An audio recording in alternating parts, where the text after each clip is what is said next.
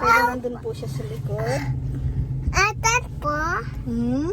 Atat po. Nasaan si Papa mo? Yun, oh, si Papa. Uy, nakikipagmarite si Papa. No. Sa Yun, kanyang, Papa. ano, Yun. Yun. pang ano, Yun na. Indiano. Ay. Ow. Tito Lelo. Bakit? Magaling siya. Mas magaling ka. Hindi. Hindi mo nilagay sa baso eh. Tingnan mo yung ginawa. Tingnan niyo po yung ginawa ko nung isang araw. Yan, watermelon. Tapos, kinuha ko yung juice niya. Gulaman. Tsaka, milk. Tapos, binalik ko dyan. Wala akong platong magkakasya siya na magi-stay lang kasi sa loob yung ano, gulaman sana. Hindi lalabas. Masarap. Ikakat sana yan, parang ice drop. Kaso, wala na. Tinira na dyan. Masarap be. Dapat pala, hindi ko na dyan nilagay kung ganyan mo rin palang kakainin. Alin? Ito. Yan po ang ulam ngayon. Tilapia. Tapos ito yung sobra naming pang sushi. Kasi mahilig sa tilapia si ka-farmer. Nag-check ako sa ref. May sobra pa siyang pang sushi. Nilabas ko, tinimplahan ko. Para may ano siya, ulam. Pero kumakain naman na siya madalas ng tilapia ngayon. Pag tilapia ang ulam, no choice naman siya. Pero syempre kung may mahuhugot naman na tuna, kawawa naman kung tilapia. Sa amin walang problema tilapia. Sanay kami sa isdang ano, tabang. Siya kasi talagang isdang dagat. Kahit si Nel siguro. Tilapia din eh. Isdang dagat, ay tilapia Nel. Namburim. Parehas. Sabagay ako ngayon, gusto ko na rin yung mga isdang dagat. Pero nakalakihan ko, yung kilala ko lang. Ilan lang eh. Ngayon ano, pag namamalengke, dumadami na yung nakikilalang isda.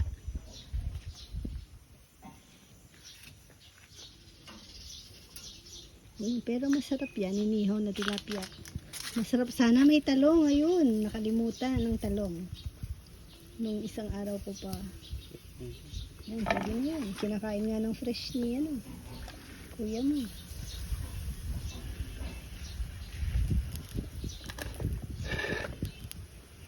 Diyan mo na lang siguro yan. Dun sa isa. Para matikman nyo. Dapat pala pinatry silang sushi. Masarap din yun eh. Yung last na bili po niya. Masarap.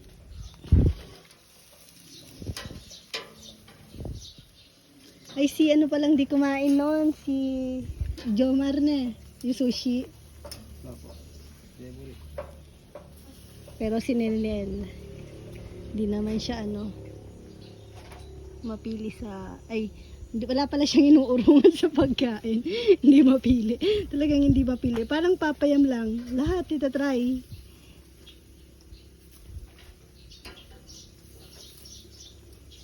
Sarap ng itsura oh. Kiniming metong Nel.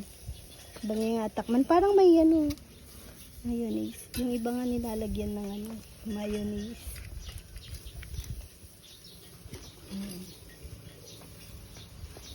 Ba?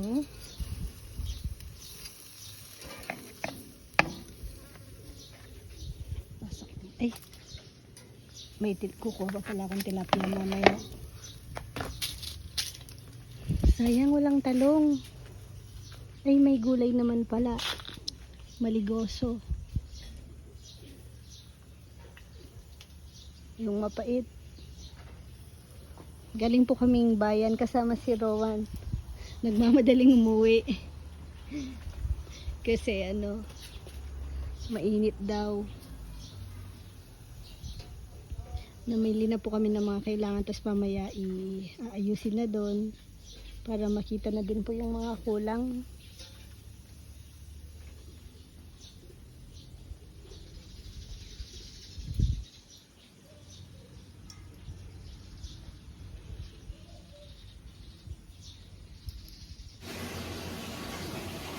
Hi ka daw, May. Hi. May kukwento po akong bata. Batang laging nakadikit. Oh, bagong gising. Init no. Pinagpawisan ng kalbo. Ha?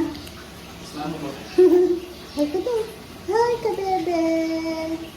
Ay, ako po si Boy Sabit. Kamo. Kiss mo daw si Mama. Paano daw? Mag-kiss si Migay? Kiss mo na, Mama. Kiss, Mama.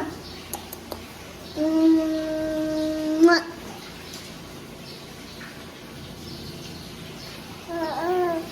Nasa laundry po kami. Nasa laundry. Nasa laundry area.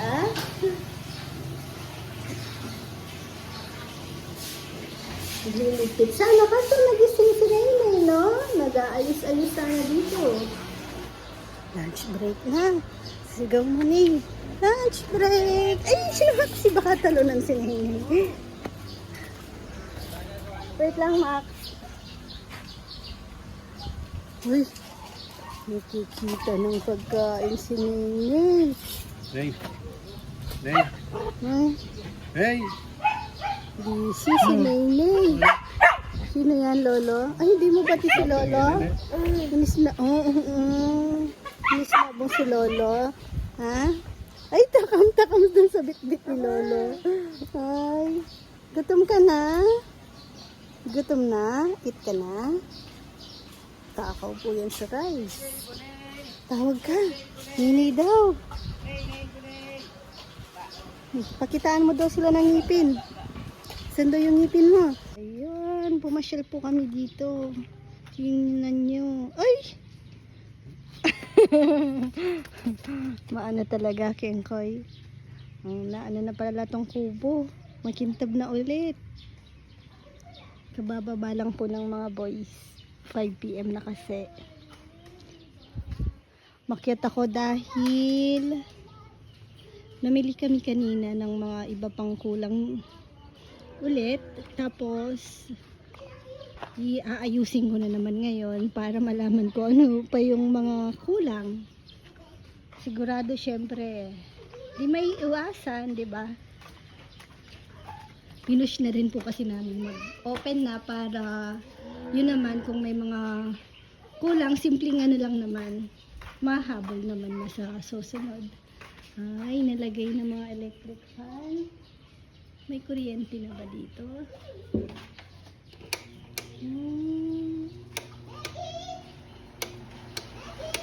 Nayuyuko pa naman siya.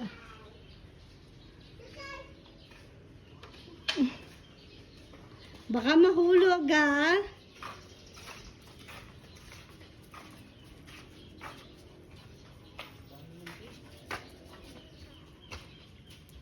Etong Vogie, pinaakyat ko dito.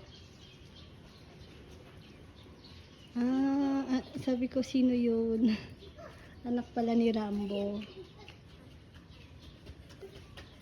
Tagano kay Chuchay. Nagkat po ko dito. Akyat po ako dito. No, Rowan, hindi pa pwede kasi may nakalabas pang bakal. Yun bakal na maliit. Baka madapa ka,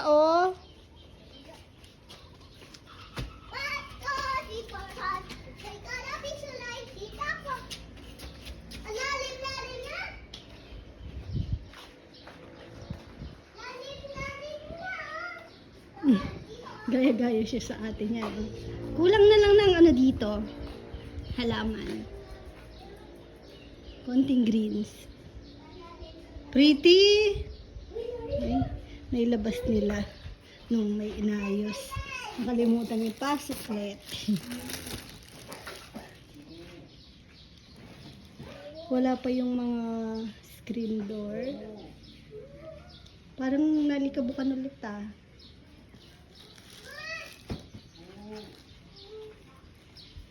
Si Pretty, basta naka-e-bike, makasakay na agad yan.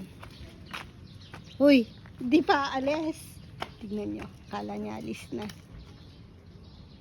Wala siyang gustong lumalapit po dyan. Kanya yan eh, no?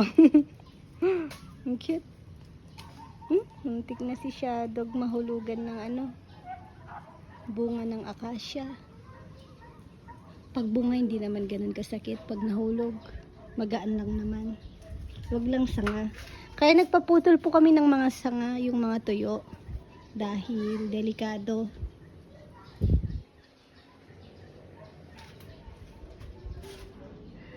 Madilim na po. Kailangan ko nang bumaba. Maliwanag lang sa phone pero madilim na. Hindi ko pa hugasan kasi malikabukan din naman ulit. Sinetap lang namin tong mga kalan. Wala pa kaming LPG. Tapos ito mga nahugasan ko na to. Kaya balot na balot. Oh, nakapagpako na agad ako doon. Pero hindi pa tapos. Inano ko muna pansamantala doon. Sinabit ko muna pansamantala. Habang nag-aayos ako dito, ito yung nakita kong mali. Kasi una pa lang, comment ko dito, maliit ka ako. Parang pinagkait yung lechon. Hindi, joke lang. Kitang-kita naman yung lechon pag nasa labas ka. Pero kung ikaw yung nagcha-chop, hindi mo nakita yung sa labas. Okay na din siguro yun sa nagcha-chop. Kung ako yung nagcha-chop, yung seryoso ako sa ginagawa ko. Ayoko din naman yung parang nadidistract ako pag may mga customer. Na, ano diba? Minsan, baka nagcha-chop ka tapos biglang may kumakausap po. Ano, baka magkamali ka pa ng chop. Ngayon, ang nakikita ko lang na ano ngayon, magiging problem namin, etong timbangan. Tingnan nyo. Napatay ko na ba? Nakapatay na. Ayan, pag pinwesto mo dito, hindi siya masyadong kita sa labas yung presyo. Di rin naman po siya pwedeng gumitna dahil nandyan yung lechon. Ang magiging pwesto po talaga nito sa gilid. Kaya di kita.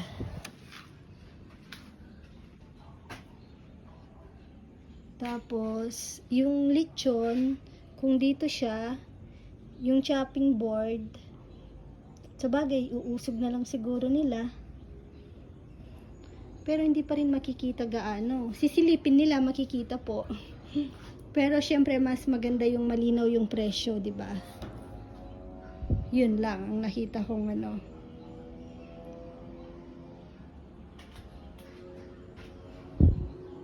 Di pa pala nalagay itong mga sandok ni Tita Aida. Ayan, malaki na butas. Okay na, okay na. Dapat ngayon po kami bibili ng mga soft drinks. Kaso, na-busy ako.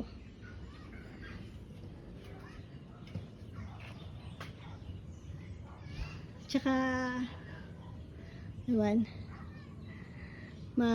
busy yung utak ko mag-isip ng mga bagay-bagay. Pero, sobrang excited po ako na mag-open po kami. Kasi parang yung naalala ko lang yung nagtinda kaming una ni ka-farmer. Excited laging magtinda. Nakakamiss din kasi yung nagkakaroon ka ng mga suki. Tapos pag alam mong dati na nung sa highway kami, halimbawa Wednesday, alam namin kada Wednesday dadaan dun yung suki mo ng araw na yon. Parang inaabangan mo gano'n. Masaya ka pag pupunta. Tapos pag hindi napadaan ng araw na yon, iniisip mo, uy, bakit kaya wala ngayon. Pero ito pala. Tignan nyo, na disgrasya. Nung sila ng akasya. Sabi ko, pakitali ulit. Hindi ko sure kung naapakan o ano. Kasi nakadikit po yan nakapag Pero buhay naman po yan. Kailangan lang itali. Nakalimutan siguro. Nakita ko si ito kahapon. Sabi ko pakitali na lang kasi kawawa naman tumamlay tuloy. Diligin ko. Eh, paano kaya to? Kawawa eh.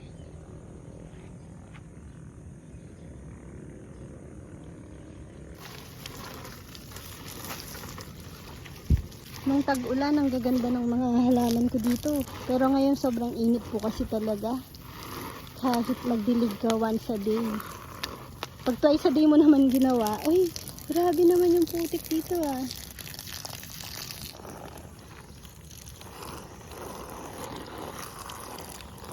Kahit once a day na didiligan, ano pa din, kulang pa din sa kanila. Pag ginawa mo namang twice a day, wala, hindi pala magagawang twice a day dahil syempre po sa dami ng didiligan mauubos yung oras. Ito kasi gusto niya nababasa lahat. Mahina tubig niya yun.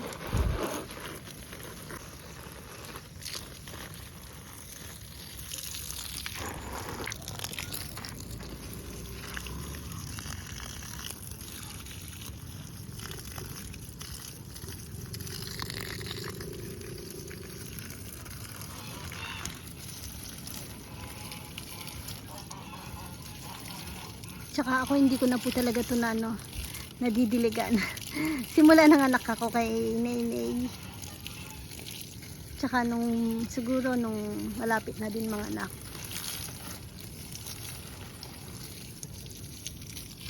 Dahil bigat na bigat ako nun kay Nenay eh. Hirap na hirap akong maglakad-lakad sa kanya nun.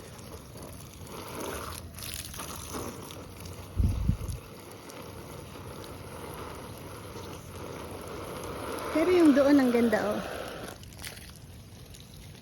Oh. Pinapaano ko sana to, extend ng shading net. Kaso sabi ni Papa Yam, extend na lang daw ng bubong, mabilis lang daw. Pero siguro kahit hindi na muna.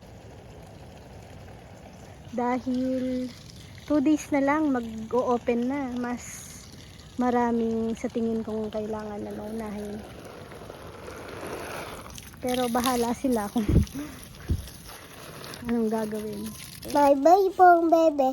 Updates. Mama. Tup-tup.